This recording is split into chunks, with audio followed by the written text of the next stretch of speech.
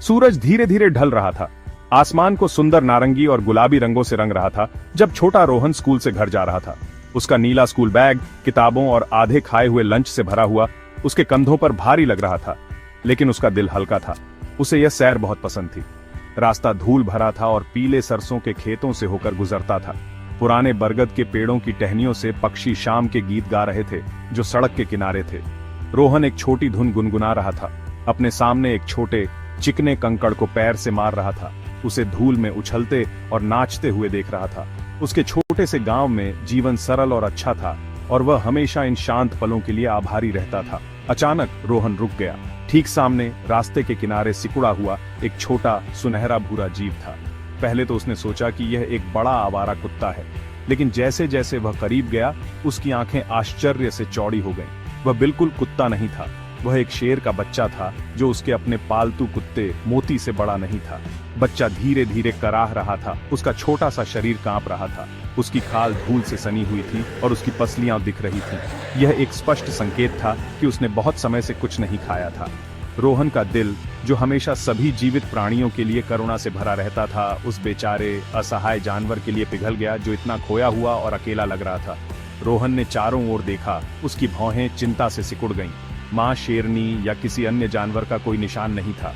बच्चा पूरी तरह से छोड़ दिया गया लग रहा था।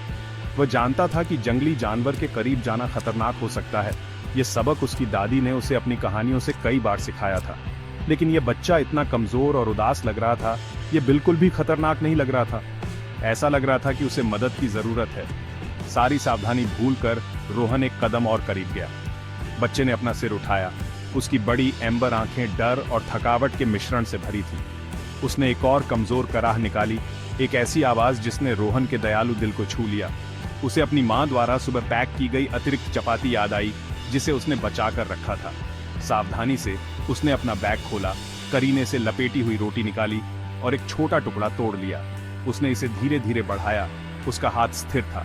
यहाँ छोटे, उसने धीरे से फुसफुसाया। उसकी आवाज कोमलता से भरी थी। डरो मत, मैं तुम्हारी मदद करना चाहता हूँ। शेर के बच्चे ने हवा को सूंघा। उसकी नाक फड़फड़ाई। हिचकिचाते हुए उसने एक कमजोर कदम आगे बढ़ाया और भेंट को कुतर लिया। यह देखकर कि बच्चा ठीक से खड़ा भी नहीं हो पा रहा था, रोहन जानता था कि वह उसे वहीं नहीं छोड़ सकता। उसे कुछ और करना था। बड़े ध्यान से रोहन ने कमजोर शेर के बच्चे को अपनी बाहों में उठा लिया। वह आश्चर्यजनक रूप से हल्का था। उसने उसे अपनी छाती से लगा लिया। अपने दिल के खिलाफ उसकी छोटी सी धड़कन महसूस की। उसने उसे घर ले जाने का फैसला किया, जहां वह उसे उचित भोजन और आराम करने के लिए एक सुरक्षित जगह दे सके। वह जानता था कि उसे अपने नए दोस्त को एक रहस्य रखना होगा, क्योंकि उसके माता पिता निश्चित रूप से घर में एक शेर होने के बारे में चिंता करेंगे, भले ही वह छोटा ही क्यों न हो। वह पिछली दरवाजे से घर में घुस गया और बच्चे को अपने घर के पीछे पुराने अप्रयुक्त गौशाला में ले गया। यह एक आदर्श छिपने की जगह थी, हवा से गर्म और सुरक्षित।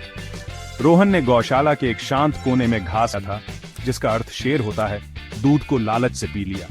कटोरा खाली होने तक उसे चाटता रहा। उसकी हड्डियों में थोड़ी सी ताकत लौटती हुई लग रही थी। रोहन शेरू के साथ बैठा, उसके नरम फर को सहलाता रहा और उसे शांत करने वाली आवाज में बात करता रहा। उसने छोटे बच्चे से वादा किया कि वह उसकी देखभाल करेगा और सब कुछ ठीक हो जाएगा। अगले कुछ दिनों में लड़के और शेर के बच्चे के बीच एक सुंदर और असामान्य दोस्ती पनपने लगी। स्कूल के बाद हर दिन रोहन सीधे गौशाला में भागता था। वह शेरू को भोजन और ताजा पानी लाता था और फिर वे एक साथ खेलते थे। शेरू हर गुजरते दिन के साथ मजबूत होता गया। उसका सुनहरा कोट चमकने लगा और उसका चंचल स्वभाव उभरा। वह अपनी खुरदरी जीभ से रोहन के चेहरे को चाटता था, जो उस दयालु लड़के के लिए उसके बढ़ते स्नेह और विश्वास का संकेत था, जिसने उसे बचाया था। उनके हर साझा पल के साथ उनका बंधन गहरा होता गया। रोहन शेरू को स्कूल में अपने दिन, अपने दोस्तों और अपने सपनों के बारे में सब कुछ बताता था। शेरू बदले में ध्यान से आंखों से सुनता था। कभी कभी एक नरम खर्राटे निकालता था, जैसे कि वह हर शब्द समझता हो। वे सबसे अच्छे दोस्त थे, एक रहस्य साझा करते थे जिसने उनके संबंध को और भी खास बना दिया था। पुरानी गौशाला उनका निजी साम्राज्य बन गई, एक ऐसी दुनिया जहां एक लड़का और एक शेर बिना सकते थे। रोहन कभी इतना खुश नहीं था और वह देख सकता था कि शेरू भी वैसा ही महसूस करता था। उनकी दोस्ती एक सरल, शुद्ध आनंद थी। बीच गांव थी। उसका प्यारा बच्चा कई दिनों से लापता था। वह उसे अपने क्षेत्र के किनारे पर उछलना और खेलना सिखा रही थी जब वह एक रंगीन तितली का पीछा करते हुए भटक गया था। वह केवल एक पल के लिए दूर देखी थी, लेकिन जब वह वापस मुड़ी तो वह चला गया था। उसके दिल को दहशत ने जकड़ लिया था, एक ठंडा डर जिसे हर मां जानती है। उसने अथक खोज की थी। उसकी शक्तिशाली दहाड़ें जंगल में गूंज रही थीं, अपने खोए हुए बच्चे को बुला रही थीं, लेकिन केवल जंगल की खामोशी ने उसकी पुकार का जवाब दिया। उसकी मातृत्व वृत्ति एक शक्तिशाली शक्ति थी। वह खा नहीं सकती थी, वह आराम नहीं कर सकती थी। पत्तियों में हर सरसराहट से उसकी उम्मीद बढ़ती थी, केवल निराशा से बदलने के लिए। उसने अपने कदमों को बार बार दोहराया, उसकी गंध के किसी भी निशान के लिए जमीन को सूंघा। हर गुजरते घंटे के साथ उसका दिल दुख रहा था। उसे उसके नरम फर, उसके चंचल गुर्राने और रात में गर्मी के लिए उसके साथ चिपकने के तरीके याद आए। उसके अकेले, डरे हुए और भूखे होने का विचार एक असहनीय दर्द था। उसने अपनी खोज का विस्तार किया, मानव गांव के करीब और करीब आती गई, एक ऐसी जगह जिसे वह आमतौर पर टालती थी, हताशा से प्रेरित होकर। उसकी खोज अंततः उसे उस धूल भरी सड़क पर ले गई जहां रोहन ने उठाई और उसका दिल उछल पड़ा। यह उसका था, लेकिन यह एक और गंध के साथ मिला हुआ था, एक इंसान की। डर और गुस्सा तात्कालिकता के साथ निशान का पीछा किया। उसकी सुरक्षात्मक प्रवृत्ति उच्च सतर्कता पर थी। के पीछे एक गौशाला की ओर उसने अंदर से एक हल्की आवाज सुनी, एक चंचल चीख जिसे उसने तुरंत पहचान लिया। यह उसका बेटा था, वह जीवित था। राहत ने उसे घेर लिया, इतनी शक्तिशाली कि उसके पैर कमजोर पड़ गए। लेकिन उसकी राहत के तुरंत बाद संदेह हुआ, उसका बच्चा मानव निवास में क्यों था। वह चुपचाप गौशाला की दीवार पर रेंगती हुई गई और एक छोटी दरार से झांका। जो उसने देखा उससे वह रुक गई। उसने अपने बच्चे को देखा, स्वस्थ और खुश दिख रहा था, एक छोटे मानव लड़के के साथ खेल रहा था। लड़का हंस रहा था और उसका बेटा चंचल रूप से उसके हाथ पर थपकी दे रहा था। कोई डर नहीं था, केवल एक कोमल और प्यार भरी दोस्ती थी। मां शेरनी भ्रमित थी। यह वह नहीं था जिसकी उसने उम्मीद की थी। उसने उन्हें बहुत देर तक देखा। उसकी उग्र हृदय ऐसी दयालुता के दृश्य पर नरम पड़ गई। रोहन शेरू के साथ खेलने में इतना मग्न था कि उसने गौशाला के बाहर बड़ी शांत उपस्थिति पर ध्यान नहीं दिया। लेकिन फिर उसने एक धीमी गड़गड़ाहट वाली आवाज सुनी। शेरू ने, बच्चे ने खेलना बंद कर दिया और उसके कान खड़े हो गए। उसने एक गौशाला के प्रवेश द्वार पर मां शेरनी की बड़ी आकृति दिखाई दी। रोहन जम गया, उसके सीने में दिल धड़क रहा था। वह विशाल और राजसी थी, उसकी आंखें उस पर टिकी थीं।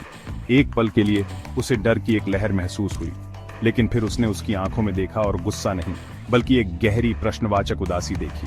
वह तुरंत समझ गया, यह शेरू की मां थी। चीखने या भागने के बजाय रोहन अपनी जगह पर खड़ा रहा। उसने मां शेरनी से छोटे शेरू की ओर देखा, जो अब खुशी से उसकी ओर कूद रहा था। वह जानता था कि उसे क्या करना था। वह खो गया था, रोहन ने कहा। उसकी आवाज थोड़ी कांप रही थी, लेकिन साफ थी। वह भूखा और कमजोर था। मैंने उसे सड़क पर पाया। मैं केवल शेरनी ने अपने बच्चे को देखा, उसे सहने के लिए जांच की कि वह अनहार्म्ड था। फिर उसने अपनी नजर रोहन पर डाली। वह लड़के की आंखों में ईमानदारी और दयालुता देख सकती थी। वह समझ बच्चे को नुकसान नहीं पहुंचाया था, उसने उसे बचाया था। धीरे धीरे महान शेरनी रोहन की ओर चली। उसने अपनी हिला नहीं। वह ठीक उसके सामने रुक गई और अपना शानदार सिर नीचे किया। फिर उसने अपनी खुरदरी जीभ से धीरे से उसके हाथ को चाटा, ठीक वैसे ही जैसे शेरू करता था। यह अपारगता का एक इशारा था, एक मां की ओर से अपने बच्चे की रक्षा के लिए एक मूक धन्यवाद। राहत और खुशी का एक आंसू रोहन के गाल पर लुढ़क गया। उसने देखा कि शेरू उसके हाथ को एक आखिरी चाट देने के बाद अपनी मां के पीछे गौशाला से बाहर और जंगल की ओर चला गया। रोहन ने सोचा कि शेरू के साथ उसकी दोस्ती खत्म हो गई थी, और हालांकि वह दुखी था, वह खुश था, परिवार के साथ वापस आ गया था। लेकिन कुछ हफ्तों बाद जब वह स्कूल से घर जा रहा था, उसने एक परिचित नरम दहाड़े की ओर देखा और शेरू को उसका इंतजार करते हुए देखा। उसकी मां सुरक्षित दूरी से देख रही थी। शेरू के गहरे जंगल से सबसे स्वादिष्ट मीठे आमों का ढेर था, एक ऐसी जगह जहां रोहन कभी नहीं जा सकता था। यह एक आश्चर्यजनक उपहार था।